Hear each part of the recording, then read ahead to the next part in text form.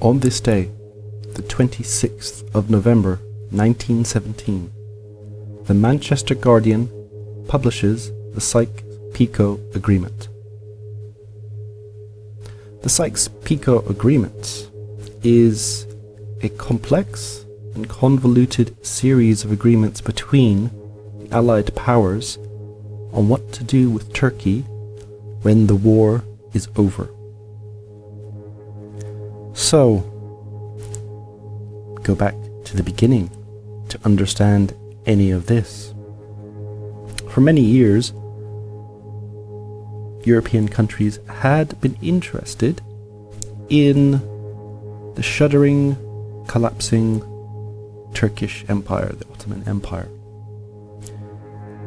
It had, over the past 200 years, shrank and become weaker and lost much of its territory, now confined to modern-day Turkey and the Arabian Peninsula. During the war, the British had been fighting the Turks in what is now modern-day Iraq and Palestine. Bit by bit they had been advancing.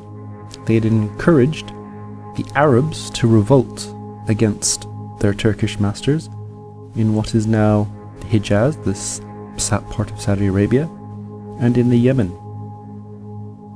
The Kurds had been encouraged, as they always seem to be, to revolt against the Turks as well. And there had been trouble on the Russian front. The Russians had, for a while, had the upper hand. But by 1917, things were not going so well for the Russians.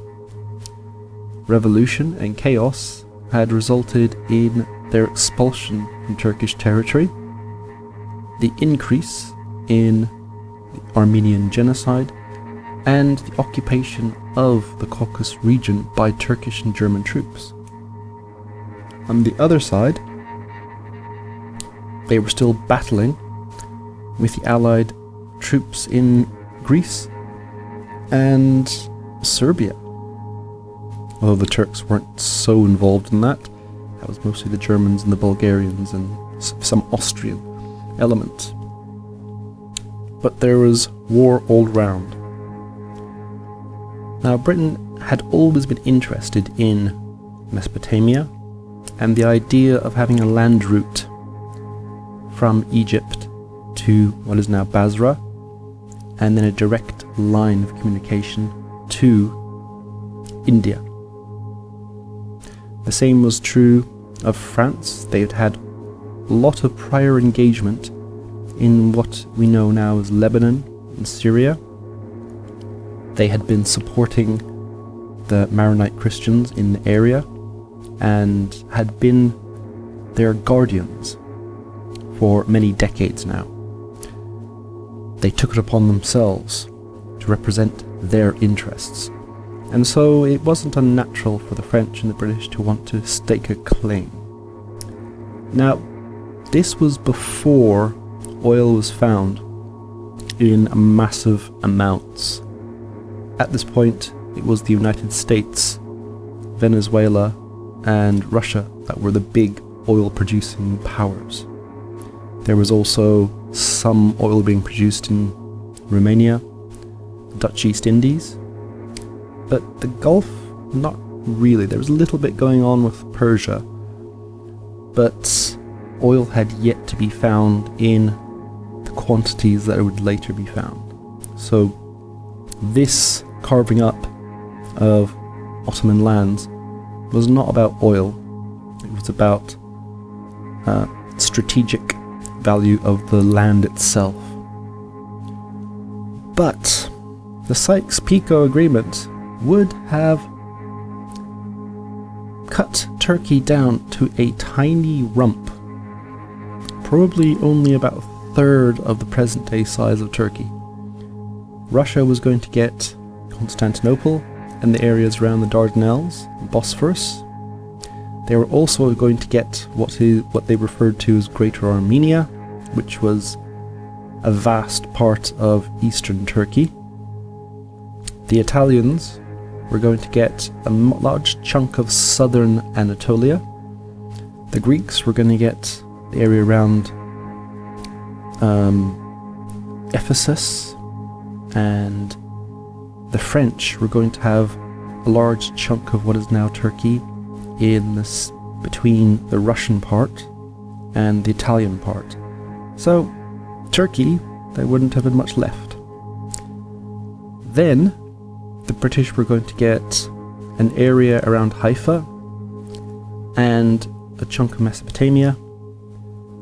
The French were going to get Lebanon and Latakia, going up to their Turkish territory. And then what is modern-day Syria and northern Iraq would have been in the French zone of influence, and most of the rest of Iraq, Jordan, and the southern part of the Palestine Mandate would have been British. And then there would have been a little international zone that would be run, I suppose, by something like the League of Nations, which would be Palestine. So that was a general agreement of Sykes-Picot. Now, when they first started negotiating this, it was in 1915, so the 23rd of November 1915, up until the 3rd of January 1916. The French and the British had got together and literally drawn lines in a map. They then presented this to their governments. Governments were fine with it, and then the Russians and the Italians were involved and made their claims, and they were very happy with it as well. So this was going to be the division of the spoils. In 1917, the Russian Revolution took place, and the Bolsheviks seized control. Very quickly, they made an agreement with Germany and with Turkey and Austria, and stood down from the war. They were no longer going to fight the Central Powers. What they did after was they published all of the secret treaties that Russia had been involved in before this. One of them being the Sykes-Picot Agreement. The Manchester Guardian got a hold of this and published it on this day, the 26th of November 1917. Now, this was highly embarrassing for the British government, because they had been double dealing, telling the Arabs they could have their own state, which would include all of Arabia. They had also promised the Jews a homeland in Palestine, and obviously with the Sykes-Picot they had promised the French, the Italians and the Russians and the Greeks chunks of Turkish territory. So this showed them as being double dealing. It was embarrassing.